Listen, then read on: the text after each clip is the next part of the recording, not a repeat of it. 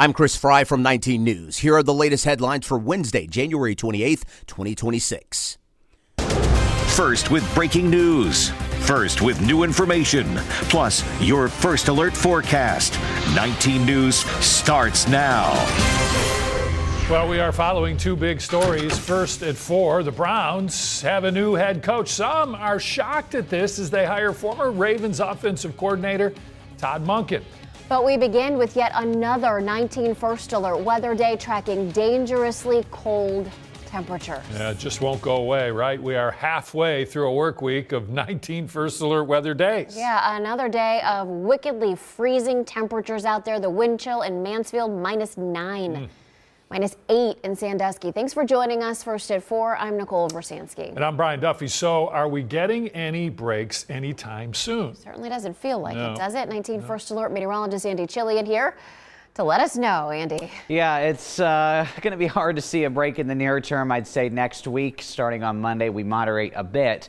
That still means temperatures below freezing, but not this type of hazardous cold. We've extended the 19 first alert weather day through Saturday as we're going to continue to see the dangerous temperatures, especially in the mornings. That's when it's been worse, and that is what we're going to continue to monitor. But wind chills will basically be below 0 during this entire time frame. Air temperatures themselves will be below 0 both Friday and Saturday mornings. That's why we've extended the alert. So it's important to remember what you've been doing, dressing in layers, remembering your pets, and be prepared for things like water main breaks, pipes bursting, especially if you're not dripping your faucets at night, maybe dead car batteries if your car is parked outside. It's just that type of infrastructure that begins to be stressed when we've had this extended cold. Right now it feels like 7 below in Cleveland, 5 below in Akron, 6 below in Canton. We're only 9 degrees there right now. Same for Lorain, and Mansfield is 7, feeling like 9 below. We are seeing a good amount of sunshine right now, though. Some lake effect clouds lingering east of Cleveland and maybe a few flakes there. Otherwise going to stay pretty quiet here as we fall to the single digits overnight, with that breeze remaining out of the west to southwest around 10 to 15 miles per hour. I'll track some lake effect flurries, some light snow chances these next couple of days. More frigid days ahead, but again, we do have some slight moderation coming next week. I'll show you the first alert 7-day and when a more appreciable snow chance may show up coming up here in just a bit. Well, now to this breaking news on the Browns. The coaching search that seemed like it would never end is finally over.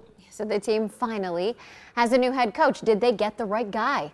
He's their 14th head coach since 2000. Let's bring in Leah Doherty with the details. Leah. Man, we sure hope it's the right guy. Todd Monken is the choice, a surprising one to a lot of fans at that. He'll turn 60 next week. He has only been a head coach once in college. That was for 3 years at Southern Miss. But if the name sounds familiar, he has worked for the Browns before. That was as offensive coordinator under Freddie Kitchens back in 2019. Monken's been in Baltimore the past 2 seasons. They had the #1 offense in the league 2 years ago, but then this past year they dropped to 17th in yards, 12th in points.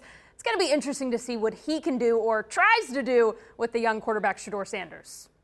I'll just share a text that I got from a defensive coach in the NFL just a little bit ago who said, I think Monken is a seriously solid choice. He's consistently tough to go against, and I think they probably made the best decision, which Cleveland has not always done. They have a young quarterback that is not lacking in confidence. He loves throwing the football down the field. In addition to that, they've got a young running back who enjoys being the bell cow for that offense. And I think those two things have to be pertinent and priority one in a Todd Monken offense. And Lamar Jackson and those guys, they did a lot of RPO stuff. They did a lot of spreading the ball on the outside. But the two things that really appealed to me was Shedeur Sanders, his confidence, ability to throw the football down the field, and running the football. They're going to have to go get a real receiver #1 to pair with Jerry Jeudy. But I love this hire already. I think Shedeur will really lean into this style of offense. So what kind of offense will he run? Well, in Baltimore, he believed in spreading the field, moving the quarterback around, which is easy to do when you have a guy like Lamar Jackson, and using the tight ends a lot. So Harold Fannin Jr. is going to love this guy. One more note on the coach's cousin, Jeff, is the Army head coach. In the studio, Leah Doherty, 19 News.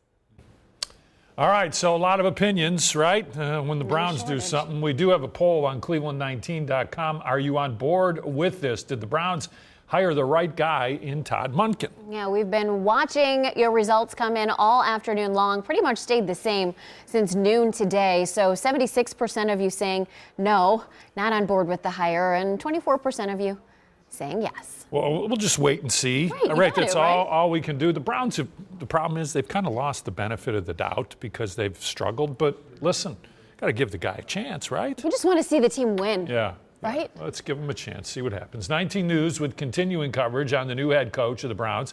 Coming up in just a few moments, what the fans now are saying about Todd Monken.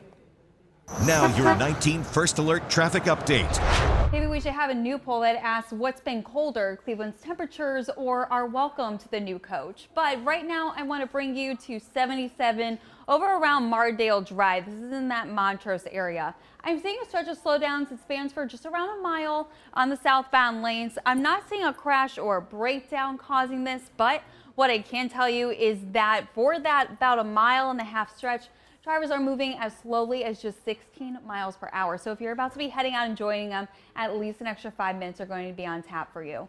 As for the rest of Northeast Ohio, I'm not getting any other reported crashes or breakdowns, but I am seeing some slowdowns, and not just over in our usual traffic trouble spot of 90 West around Dead Man's Curve with just 20 mile per hour speeds, but also on 480 westbound. Part of that is because of rush hour traffic filling up the freeway there. Another part is because of that sun glare that's really impacting those westbound drivers, like you can see here where 480 passes Granger Road.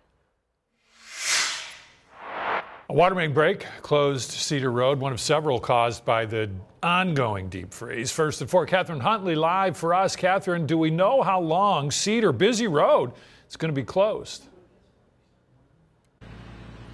Well, it would have been busy today, Brian, but it's been closed all day long with no end in sight. We're right here on the South Euclid University Heights line, right down from the University Square Mall.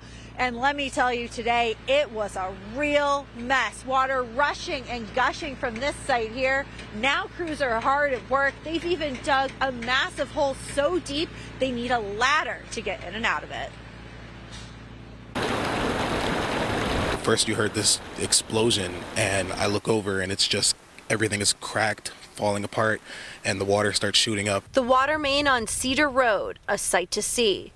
It started Wednesday morning. Take a look at this. The damage so bad, even the sidewalk split. I thought there's no way this is happening right now. I understand that it's flooding, and I thought it was somewhere farther down the street, and then it just happens right across from you. It's insane. Crews closed a full block of busy Cedar Road, causing drivers to find alternative routes. Crews work quickly to stop the constant stream of water. University Heights Dental sits across from the huge mess. We've been letting all the patients know, and that they can get through even though the streets are blocked off on both sides. Just be careful and come on in. We're here. Dr. Dana Fixler says she's never seen anything like this. The water department says there's no boil water notice, but the dentist isn't taking any chances. We are using distilled water just to make sure, that everything's safe. So, we're doing that. And then, I'm a little bit worried of what it's going to be like if this keeps going and it freezes over and it turns into ice. This is just one of several water main breaks the Cleveland Division of Water is dealing with. This was the scene on the west side, a flooded road causing traffic nightmares. The Division of Water says the cold snap is the reason for all of the breaks. They are working with local public works departments to put down salt to keep you and your family safe when they do. They sent me a statement that says, our repair crews as well as contractors are working hard to address the breaks as quickly as possible. We prioritize breaks based on several factors, including the severity of the break, number of customers affected, and overall system integrity. Now, the dental office here is eagerly waiting for their water to come back on. We asked, and the Cleveland Division of Water was not able to tell us when that will be happening. But I got to tell you, it is really cold out here. And until these temperatures start warming up, pipes are just going to continue breaking across our region. Now, the Cleveland Division of Water does have a 24/7 hotline you can call to report any water main breaks. We'll have that on our website, cleveland19.com. For now, in South Euclid, Catherine Huntley, 19 News. Catherine, thank you. A Lorain woman admits to setting her home and her neighbor's home on fire, destroying them. It's really nothing to smile about, but this is Amber Bodnar-Curta smiling in her mugshot. She pleaded guilty to aggravated arson. You can see the damage to the home on Brownell Avenue back in October. Doorbell camera footage actually led investigators to Curta. Thankfully, no one was hurt. Here she is again. Her sentencing is set for March. CBS News has learned the officers involved in the deadly shooting of Alex Preddy are on leave. Operation Metro Surge is still in full effect in Minneapolis, with new arrests happening every day. Ian Lee has details, plus the latest on an attack against a congresswoman. CBS News has learned the federal agents involved in Saturday's deadly shooting of Alex Preddy have been placed on administrative leave. President Trump's border czar Tom Homan is in Minneapolis leading the ongoing immigration operation. I don't care who you are, get back in your vehicle. Wednesday, federal agents threatened to arrest an Associated Press cameraman as he was documenting an operation. And on Tuesday, agents were seen detaining two men. In the backseat, Jenny, who only provided her first name, and her daughter. Man, go home with the baby. Jenny says she pleaded to go with her husband and her cousin, but agents refused to take them. Señor, ¿por qué? She goes over to her cousin, who makes a run for it, but is soon caught. No tenía otra opción. Jenny says they're all undocumented and came to the U.S. from Ecuador to provide for their family. It's unclear why she wasn't taken. There's some hope from many Minnesotans that Homan's arrival here and the change in leadership by the Trump administration will lower tensions in the Twin Cities. Police arrested 55-year-old Anthony Kazmierczak, who assaulted Congresswoman Ilhan Omar during a town hall Tuesday night, spraying her with a liquid. She continued the event. We are Minnesota strong, and we will stay resilient in the face of whatever they might throw at us. CBS News asked Minnesota's governor about the political rhetoric President Trump has directed against Omar. I keep coming back to this. The decency of the American people is going to have to speak up. Omar said on social media she's doing okay and won't be intimidated by a, quote, small agitator. Ian Lee, CBS News, Minneapolis. All right, taking a live look outside in Avon over I-90 off of Forefront Field. The camera out there, sunshine today. Remember those serious snow squalls we saw on this camera around this time yesterday. Certainly nice to see the sunshine, even if it has to be cold. Andy Chillian returns with your forecast in just 2 minutes. So we continue to follow our breaking news on Todd Monken as the new Browns coach. And of course, Browns fans are always going to have an opinion on whatever's going on. They certainly do today, as the Browns have made a big move for the future. Yeah, so they announced that Todd Monken was going to be the next head coach. He's coming over after 3 years in Baltimore. First at 4, Brittany Weir live in downtown Cleveland with what fans think about this hire. Yes, Browns fans have been waiting for this moment. The announcement of this hire, it ends a lengthy search that has had Cleveland buzzing. But now some are worried about the domino effect it could potentially have on other staff members. The Cleveland Browns are bringing back a familiar face. Todd Monken is the team's new head coach. Monken was the Browns' offensive coordinator back in 2019. He is trading in his bags from the Baltimore Ravens to take over the Browns, looking to revitalize their offense. Todd Monken, he got good skills, football mind. I haven't heard of him, but I will see what he do. But the drama may not be over yet. Browns defensive coordinator and head coaching candidate Jim Schwartz was reportedly upset over the move, leaving fans worried about his future with the team. So if you're going to hire him, why not hire defensive coordinator that we have? I mean, why not hire him if you're going to hire Monken? I'm not upset about it. Doesn't make a whole lot of sense. Now, Schwartz still has a year left on his contract, so it's unclear what will happen next. But be sure to download our 19 News app to stay up to date with all the latest developments. In downtown Cleveland, Brittany Weir, 19 News. And we do have continuing coverage. You just heard some of the reaction coming up in just a few minutes, what fans are saying online about the Browns' decision. Now your 19 First Alert forecast. Certified most accurate since 2004. All right, 19 first alert weather days extended through Saturday. It's the same type of cold that we've been dealing with, that we will continue to deal with into Saturday morning. And I want to show you the wind chill tracker, where they've been below zero all day long and will continue to drop more as we head through the start of the day tomorrow. Even this evening, this is what it's going to feel like just before midnight. And then this is what it feels like tomorrow morning. And notice the split. So we don't have a cold weather advisory for Cleveland and points immediately to the east, Mentor and Ashtabula. I know these wind chills are still very cold, but compare that to down south, Akron, and especially from Mansfield, Worcester, Canton, where we could be feeling like we're close to or around 20 degrees below zero tomorrow morning. So we may have another situation where some school districts are going to close, others may not, and it's all about what their criteria is for closing schools. So that's your feel like temperature tomorrow morning.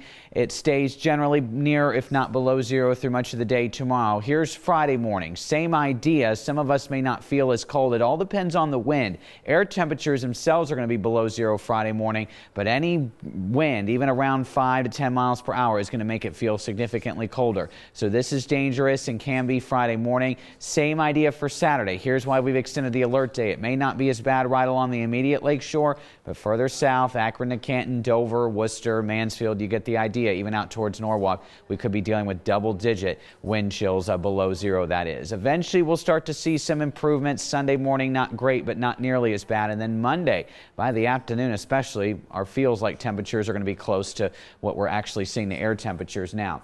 Big picture view, though, we're seeing a little bit of snow that could be in the snow belt tonight through tomorrow morning. Not a lot going on there. Then we'll generally be dry. Watching an East Coast storm potential. Carolina's going to get some snow on Friday into Saturday. Right now, this looks to just skirt the East Coast with some snow potential. But if you have any travel plans, New York City and Boston, just a heads up there, whether it's by air or by car, there's going to be some travel delays coming on Sunday. I should also mention Charlotte, obviously a big connection airport there for Friday and Saturday. Could be some delays with snow there as well. Locally, though, I'd say our next best snow chance isn't going to be until we hit the middle of next week on Wednesday. This snow that you're seeing to the west on Monday should generally fizzle out in the dry air. So first alert 7-day, here we go. First alert days through Saturday for the very cold temperatures will actually be below zero Friday and Saturday mornings, with wind chills below that. Starting to turn the corner next week. When I say moderation, it means highs in the mid-20s, lows at least in the teens. And our next chance for a few snow showers that could deliver an accumulation area-wide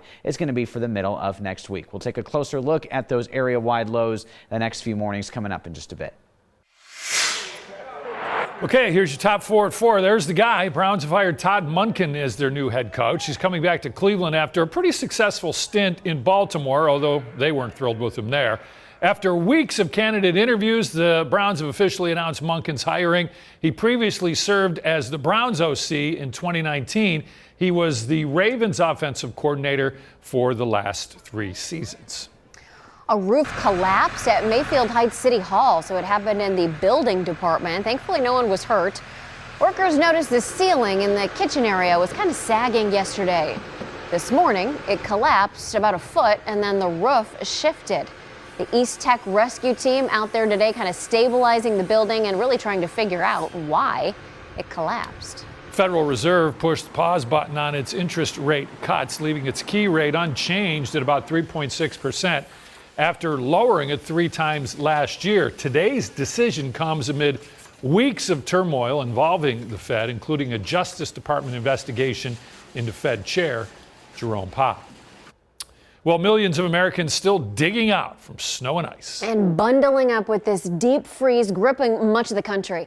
That means getting around can be dangerous. So in Missouri, look at this, a van landed upside down after just sliding off the highway. At least 50 people have died from these winter storm conditions or weather-related accidents. The scary thing is making sure that everyone else around you knows what they're in for and that they're not out for a joyride. But the majority of people are staying home, so that makes it good. In the South, hundreds of thousands of people are still without power after ice took down trees and power lines. The National Weather Service says the next blast of Arctic air is forecast for the plains and will move to the east this weekend. The weather agency says this could be the longest duration of cold, sure feels like it, in several decades.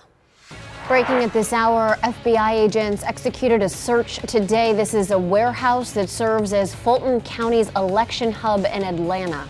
An FBI spokesperson did not provide any details about what this search is concerning, but a source familiar with the investigation tells CBS News that it is the investigation connected with the 2020 election. That's when Democrats narrowly won Georgia's Electoral College votes. Also breaking, the search for 32 people still missing after a landslide in Indonesia. Rain today made it really difficult. The death toll was last reported to have risen to at least 34. That, unfortunately, was up from the 20 dead originally reported. Another 23 people survived this landslide. At least 800 rescuers, military, police personnel, along with excavators have been working to find the remaining missing people. I'm Chris Fry. Thanks for listening, and be sure to subscribe to the latest headlines every weekday. A reminder, tomorrow is a First Alert weather day for dangerously cold temperatures. Download the 19 First Alert weather app for hour-by-hour forecast from our team of meteorologists, Cleveland's certified most accurate weather team.